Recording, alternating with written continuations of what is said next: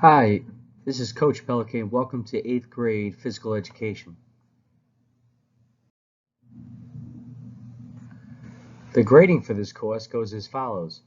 A student's grade will be based on student's performance, dressing out 25%, skills 25%, knowledge 25%, and fitness improvement 25%. End of course exams, EOC, will count 10% towards their semester grade. All students are expected to participate to the best of their abilities. Students will receive a drop in grade if they do not dress out or participate in class activities. To contact myself, Coach Pellicane, you can email me at pellicanep@pcsb.org. That's PELLICANEP at pcsb.org.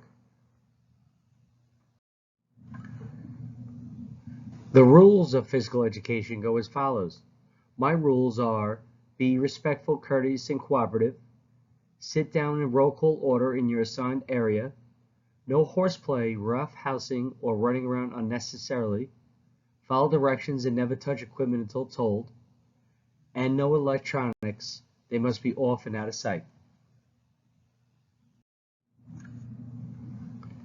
Just would like to say thank you and have a great night.